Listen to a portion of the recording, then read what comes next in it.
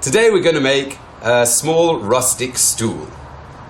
We're going to be using this piece of broche, cypress wood. We're going to be using some sticks from a eucalyptus tree and various tools which I will explain as we go along. In a different video I talked about how to cut straight. So I've already cut my legs to size. These legs are going to be working with the mortise and tenon joint, which means this is a tenon and it fits inside this hole which is called a mortise, like this. And that's a nice tight fit. And how do you achieve that fit I'm going to show you now. So we're going to choose the angle we want our legs at. If we put the legs at 90 degrees like this, the stool's not going to be very stable. So we need to give them a little bit of an angle. It's not rocket science. We don't need to know exactly how many degrees this angle is. We just need to choose an angle which looks reasonable to us. This, it would do the splits and it's not going to be a very stable stool either. So somewhere around here, 10 degrees, something like that. And we take the bevel gauge and we say, okay, that's the angle I like. Now if you come with me over to the drill press, I'll show you how we drill the hole at that angle. This is my drill press. I've put inside the chuck a 1-inch bit or a 25mm bit, depending where you are in the world, because that's the size I'm going to cut my tenons. This is the angle I chose. Now you can always move your drill press table. I don't like doing that because I have to bring it back to 90 degrees all the time. So I have two pieces of wood. Come in close and have a look here. There's a hinge. Can you see there's a hinge here? There's two pieces of wood with a hinge, and I clamp these onto the drill press table. And now I take my bevel gauge and tilt the wood until it's parallel with the drill bit, like this. And now to keep the table at that angle, I simply pop in a couple of pieces of wood. Let's see how that goes. There we are. I don't know if you can see that on the camera, but the drill bit and the bevel gauge are parallel. If you don't have a bevel gauge, you can just join a couple of pieces of wood together with a nail, something like this, and you've got a bevel gauge. Okay, you don't have to go and buy one. This is our workpiece, and you can see on the end here I've marked the angle where I want the legs to go, so don't make a mistake when I'm drilling, and I drill all the legs at the right angle.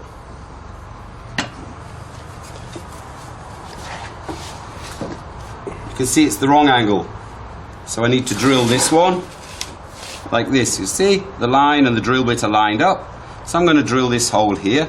I'm just going to get some eye protection. It's very, very important. So here you can see the line I marked and the drill are in the same angle.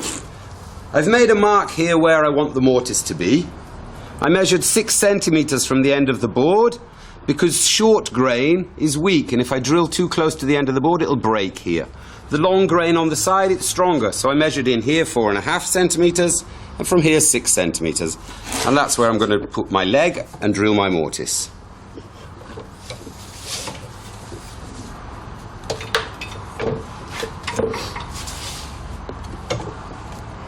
Just line everything up and hold the board firmly. You don't want that spinning around in your hand when you drill. I'm going to drill on a slow speed because it's quite a big bit.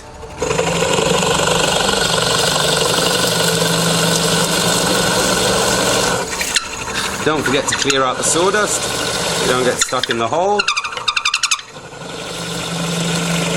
And go slowly at the end so you don't blow out all the grain. There we are. So now we've got 4 nice mortises. And we'll go back to the work table and I'll show you how we cut the tenons. These tenons I cut earlier. This one you see it's partly done through the process.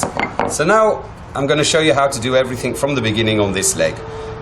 I told you I drilled a hole of 1 inch or 25 millimeters. This piece of dowel is 25 mil. You see that's the same size as my mortise. I place it on the top of the leg and I mark around so I know what diameter to make the tenon. Now I want to see how long do I want the tenon to be. It needs to pass all the way through the board like this. So I've marked a little line here, a bit longer than the tenon, so there'll be room for the shoulder. This is the shoulder here. You see there's a little shoulder? That's the shoulder. So we'll go now over to the shaving horse. So when I put my foot on this lever, it closes on the wood and holds it very firmly. This is a draw knife. Got the back of the draw knife, and we've got the beveled edge. Work with the beveled edge down, like this. This gives you plenty of control when you're cutting the wood. If you work the other way up, you don't have any control, and it'll just hog off too much material and probably split a big piece off the end, and your tenon will be too small. So I like to use the tool at a little bit of an angle, skewed like this. And don't just use your muscles. You can use all your body weight and rock yourself backwards and forwards when you cut your tenons. And then all your muscles won't be hurting you tomorrow morning. I take off a shaving and turn the work around. Now and again, just look at the work from the side to make sure you haven't made a belly. Should be a shoulder and then parallel for the tenon. I'll just continue cutting that.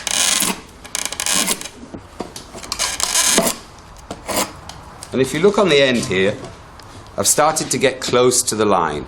Can you see that?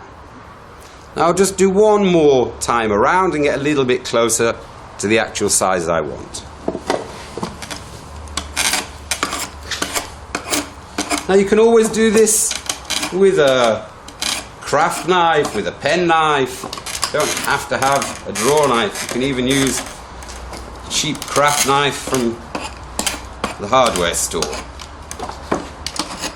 And we're just going to get it close to size, like this.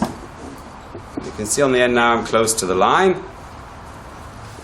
Now we're going to go back over to the work table and I'll show you an interesting old tool.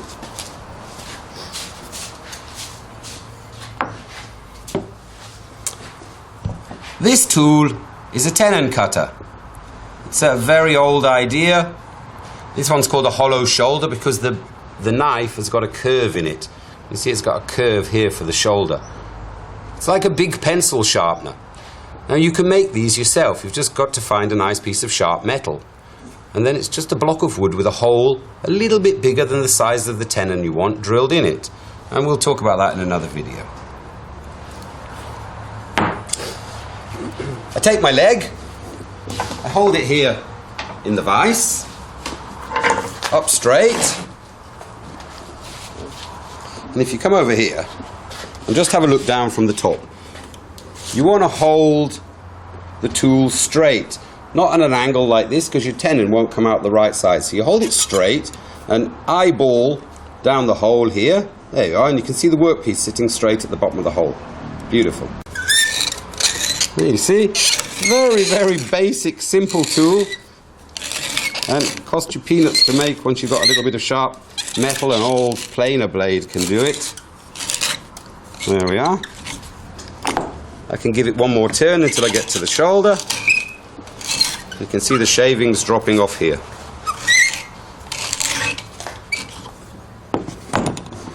Now it's a little bit oversized. I do that intentionally and I'll just sand it exactly to the size. Let's have a look. You see it's a teeny weeny bit big, so I'll go back to the shaving horse. Take a strip of sandpaper and just remove a little bit off the diameter. When you work like this, like polishing shoes, it'll ensure that the tenon stays perfectly round and you can clean up your shoulder at the same time. There we are, let's try that.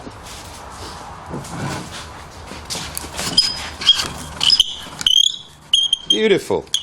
And you see the tenon just pokes out the top of the work, and that's how we want it. So that's one leg done. Let's see how that fits.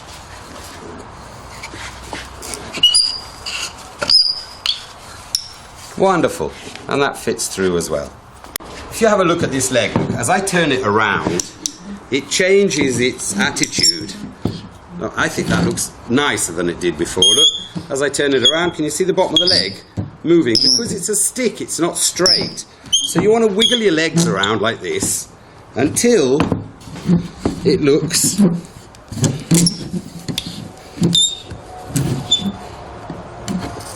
until it looks its best.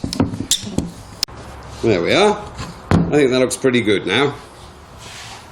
So the next thing I need to do is label each leg so I know its position. So I'll flip it over. Number 1, number 1, number 2, number 2, number 3, number 3, and there we are, fourth and final leg. Now I'm going to also make a mark like this. Can you see that? And that shows me which direction I want the leg to be in. After I've turned them all around, I don't want to have to find that position again. So I'll just make a little mark like this, so it'll be clear the position of each leg, like that. Now you can simply glue the legs in like this. You take out the leg, put glue on the tenon, put glue on the mortise and knock it in. But if you've got a little bit of play, if it doesn't fit, I mean this is pretty good fit, but let's say you had a little bit of play and it was wobbling around inside the hole, you might want to wedge the tenon. And what does that mean? It means we're going to make a saw cut into the tenon like this, most of the length of the tenon, and then we're going to knock a wedge in, and that'll open the tenon inside and make it a tighter fit. Okay, so I'm going to mark these wedges. Now, it's very important that you cut them in the right direction. What does that mean? If I put my wedge running in this direction, the grain of this board is running this way. You can see these lines here. So the grain's running this way. And if I put my wedge in this direction, it's like driving an axe into this board. And when I knock in that wedge, it's going to split the board open. We don't want that to happen. So we make the wedge across the grain of the board, and then it'll open in this direction and won't split our board. I'll just pop a leg out.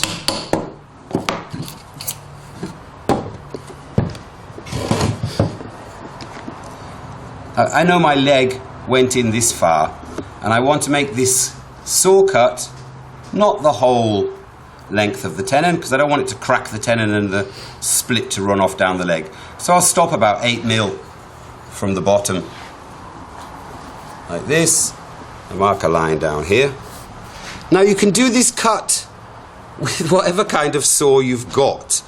You can tell it's a rip saw. It's got very big teeth with large space between them, and the angle is quite low compared to your crosscut saw. This was a pull saw, so it works when I pull. It's got a very thin blade. Oh, I didn't mark a line here.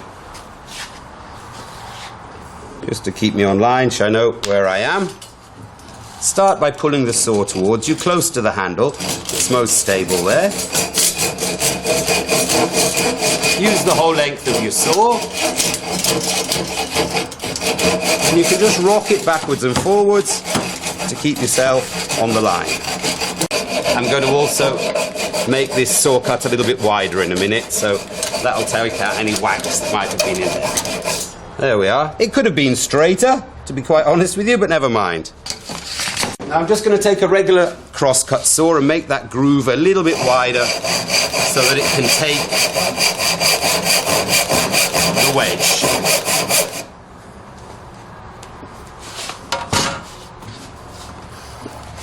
Now, as you saw before, there wasn't a lot of play there, so I just need to find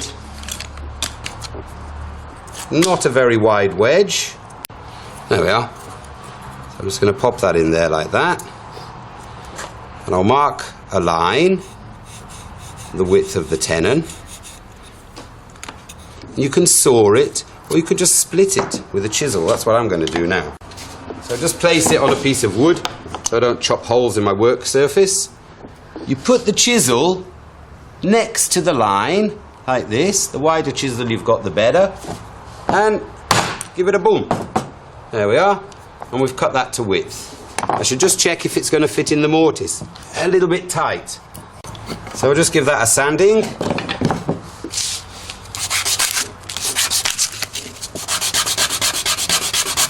And give it a bit of a radius because it's going into a round mortise. Just take off those sharp corners a bit. You can take off these corners as well so that it doesn't stick when you knock it in. Let's have a look. There we are. That fits great. And that wedge is for leg number 3, so I'll write on it number 3. Wood glue. This is in a soap bottle. I use, well, I'm not going to mention company names, but it's yellow wood glue. Don't ask me the chemical name, I don't remember, but the yellow stuff is much stronger than the white stuff, so I like to use the yellow wood glue. And I need to put glue in the mortise. So I take a little brush. Now, in this case, the mortise goes all the way through. So if I put too much glue, it's not a problem, it's going to find its way out. But if your mortise is blind and it doesn't go all the way through, just be careful not to make a puddle of glue at the bottom of the mortise, because then your tenon won't be able to go in. So I've put glue inside the mortise. I'm going to put glue on my tenon.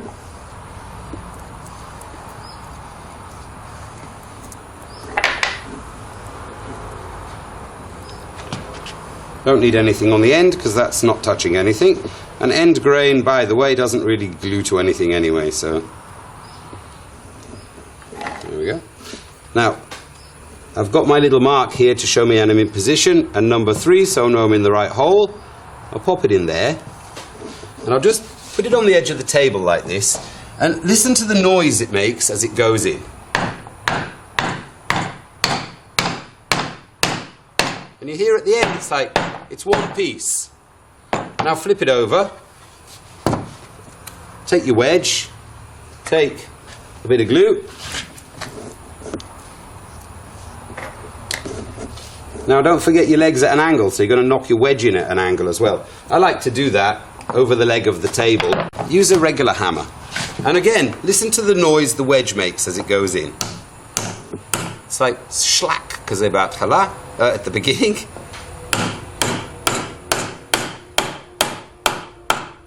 There we are. Now you hear, it's one piece. It's not moving anymore, so don't keep bashing it. You're going to break something. You see, that's just one piece now.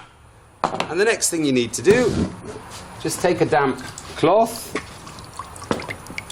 Don't use too much water, you'll end up with watermarks all over your wood. And just clean up the glue, because when the glue's dry, it's really hard to get off. So if you cleaned it up now, it'll be much easier.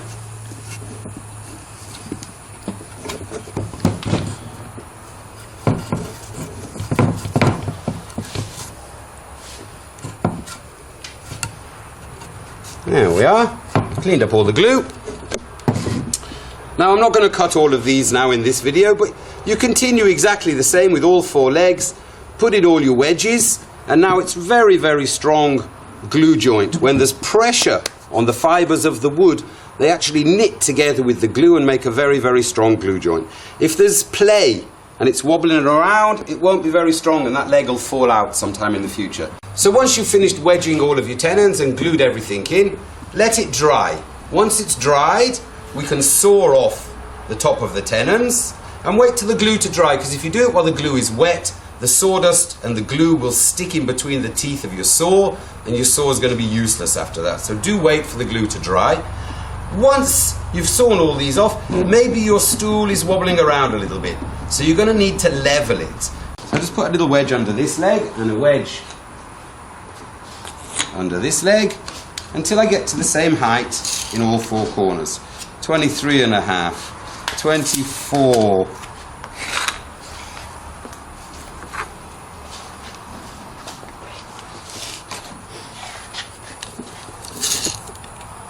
24.5, 24.5, shy of 24.5 and shy. So I'll just drop these down a wee bit until it doesn't rock around anymore. There we are. Now the stool is level, but of course you don't want to put wedges every time you want to sit on your stool. So now what you do, you take a pencil and you have a look which is the shortest leg around here, and it's this one. So now I'll just take a block of wood. This is perfect. This is an 18mm piece of plywood. And that brings my pencil level with the bottom of the leg. And I move that piece of plywood around like that. Keep the pencil flat, don't let it do something like this. And you mark the leg all the way around, like so. Okay? Just like that. And you do the same to all 4 legs. I'm not going to mark them because they've not been glued in yet. And then you can cut that off with a handsaw and your stool will stand straight. There we are. That's basically it. You can sand it and finish it and oil it and do what you like. But those are the basic techniques for cutting a round tenon. And I hope in the future to make us a video about these tools, how you can make one for yourself. So go and make yourselves a beautiful stool. Have a nice time. Have a good day. Bye.